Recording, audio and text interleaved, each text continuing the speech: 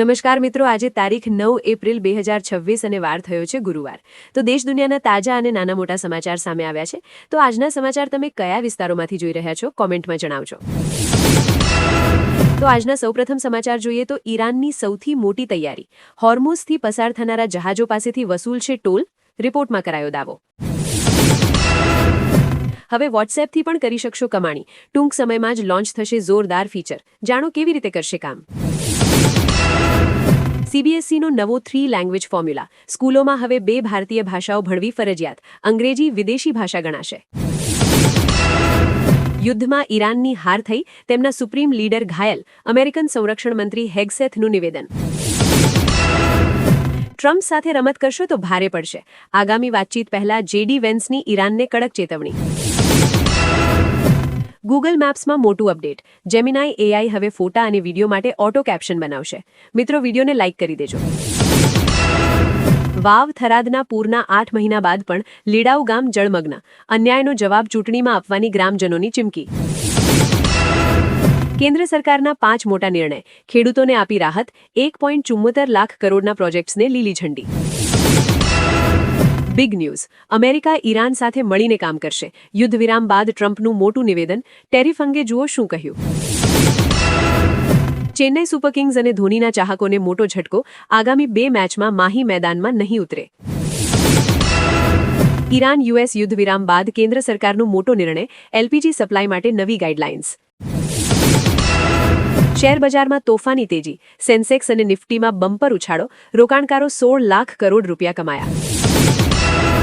Lebanon પર હુમલા બંધ કરો, નહીં તો તેલ અવીવ સુરક્ષિત નહીં રહે, ઈરાનની ઇઝરાયલને ધમકી।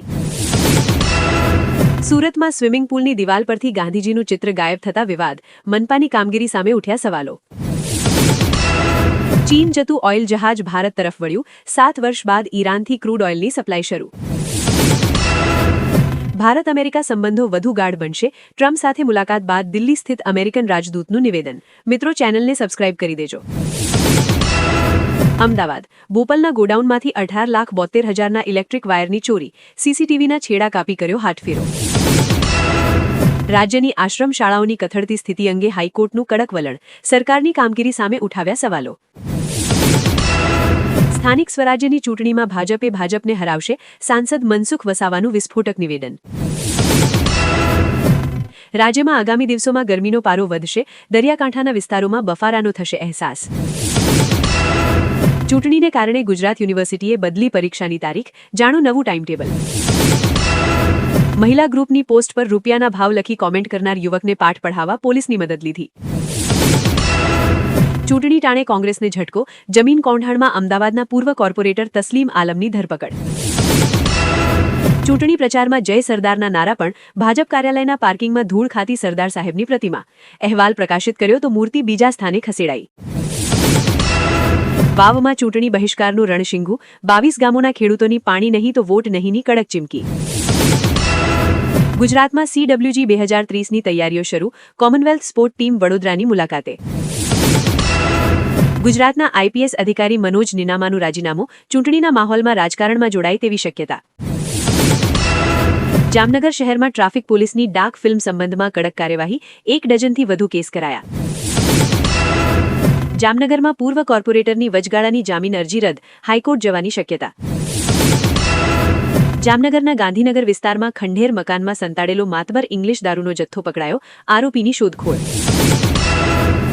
અમરેલીમાં સાવરકુંડલાના મિતિયાળા પંથકમાં 4 કલાકમાં 7 વખત ધરાધ્રુજી, લોકોમાં ફફડાટ। ખેતીની જમીનની નોંધણી ટલ્લે ચઢી, 4 દિવસમાં 3 જુદા જુદા પરિપત્રો, તંત્રના દરરોજ બદલતા સૂર। સૌરાષ્ટ્ર અને કચ્છમાં ચાલુ વર્ષે ચોમાસું નબળું રહે તેવી આગાહી, હવામાન વિભાગની ચેતવણી। અમદાવાદ પોલીસ બેડામાં ધરખમ ફેરફાર, 13 પીઆઈની આંતરિક બદલી, બહારથી આવેલા 54 પીઆઈને પોસ્ટિંગ અપાઈ। અમદાવાદમાં જગન્નાથ મંદિરની 60 કરોડની જમીન બારોબાર વેચાઈ ગઈ, જૂનો વિવાદ ફરી જાગ્યો।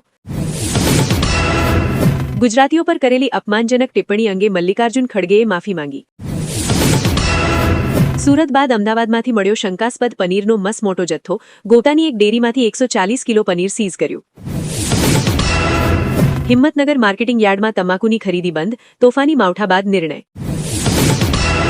અમરેલીમાં એક જ રાતમાં ભૂકંપના 8 આંચકા, ગ્રામજનો થયા ચિંતિત. મહેસાણામાં જોગણી માતાજીના મંદિરમાંથી ચાંદીના 76 ચોરનાર આરોપી ઝડપાયો. ચૂંટણીની અસર, ગુજરાત યુનિવર્સિટીની યુજી-પીજીની પરીક્ષા એપ્રિલને બદલે મે મહિનામાં યોજાશે. ગાંધીનગરની માણસા એપીએમસીમાં કમોસમી વરસાદ બાદ લાખોનું નુકસાન.